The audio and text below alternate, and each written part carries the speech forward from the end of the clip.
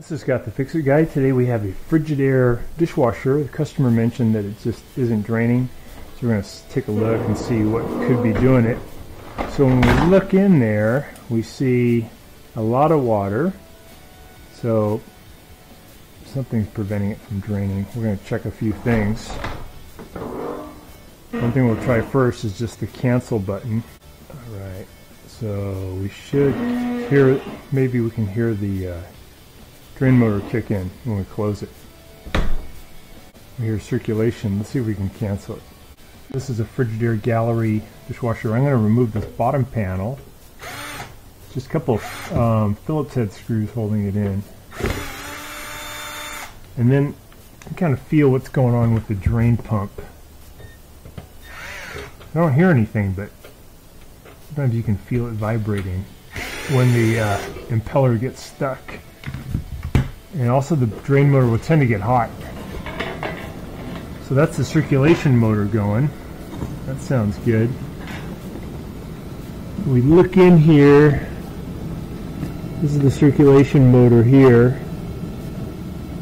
Where my finger is, I can feel it. It's doing good. This is the fill valve. Drain motor must be behind. Yeah, I can actually see it. It's basically on the other side of the circulation motor. Let me try the cancel command again. So right now it's doing circulation. Water shooting around. So now we're doing cancel. Theoretically that should go to drain now. It should activate it. I'm not hearing anything. Reach in here and feel anything. Oh, you know what? When I get closer, I can hear the drain motor humming. So what this means is that something got caught, like a little piece of glass, in the drain motor. So I'm going to get the dishwasher out and just get that little piece of glass or ceramic out. It's going to be pretty easy. First thing I'll do is I'll get the water out of the inside by bailing it out. You can just use like a mug or cup to start the bailing. And then when you get near the end, I usually use a turkey baster. You even get a little pump, electronic pump that'll do this too. But it's pretty quick and easy just to use a cup. I'm bailing out the water. I decided to move a little bit of the filter, and there's a lot of debris in here, so I think that there's just a ton of junk. And this is a case where the customer does not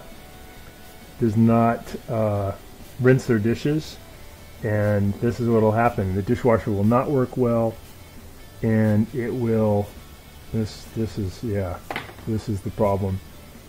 So it's going to be a matter of just getting all this crud out from where the drain is, and it's going to work fine. And also it'll clean a lot better once we remove all this stuff. So it is really wise to rinse your dishes.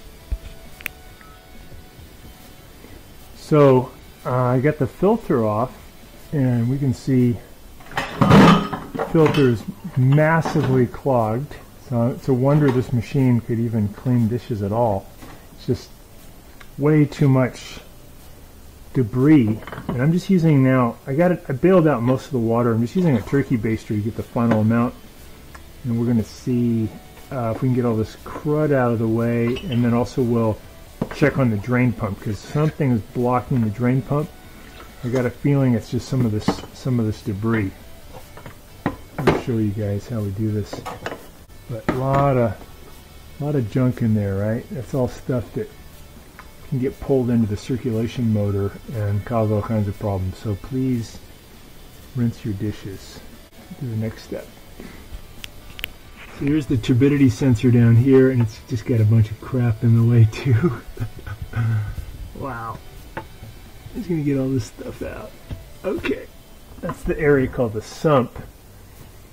Pretty clean. We're gonna get a little cleaner, and then I'm going to pull the dishwasher out and see what's clogging the pump itself. It could be all kinds of stuff. All right. So to check the air gap, we already put something down in here. Seems clear, but I'm going to remove it from the sink and take a different look. So to do that, I'll spin this off. I'm going to push the whole thing down inside so I have a better access to it. Push this down inside. There's going to be a little gasket up here you want to keep for being watertight. Grab the gasket, or grab the air gap. And this is just so you can get to these screws a little bit easier. Here's one we want. That screw off. So I'm just pulling the drain hose off of the air gap right now. Let me take a better look at what's going on. Okay, here's my drain hose. Pretty good.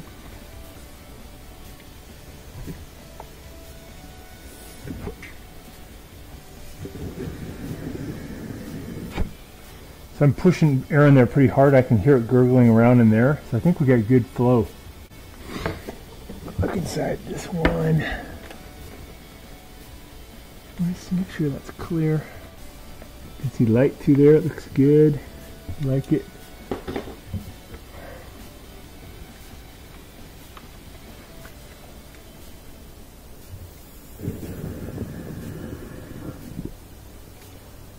So there was some resistance, and now I can hear it flowing. Maybe something in the tube got shot through.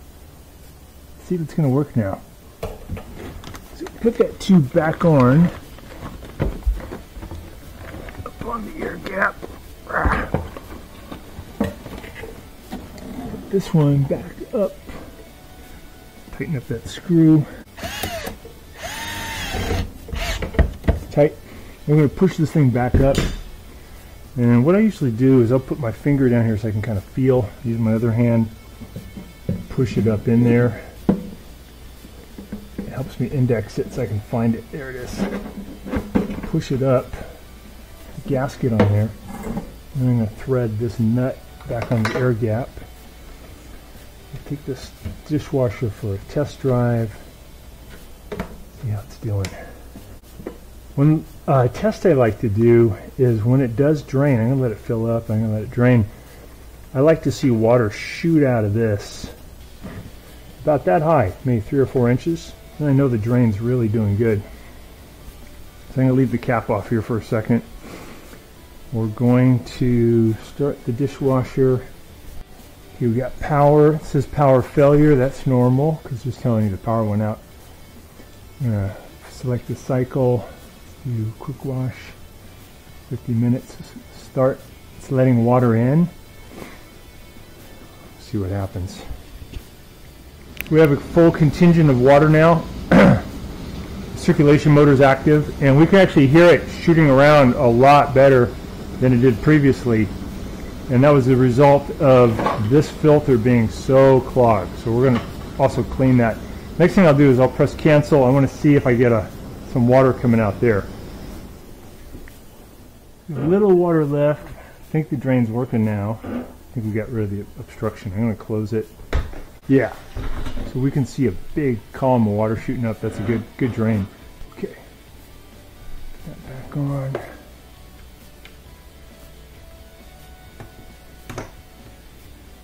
Put that back. We're just getting the surface stuff off of the screen. And you got to get in here and get all this stuff out too. Because that is where the water flows. Should flow. Wants to flow.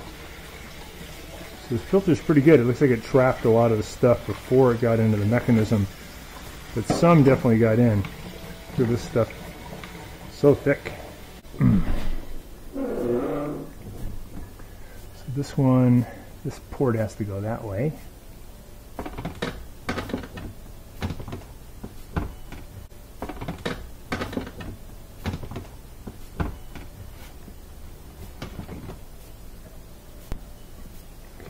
Get that locked in. This back in. Looking good.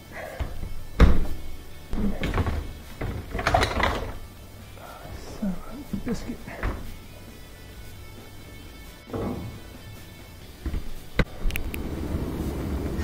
Just putting in the last screws.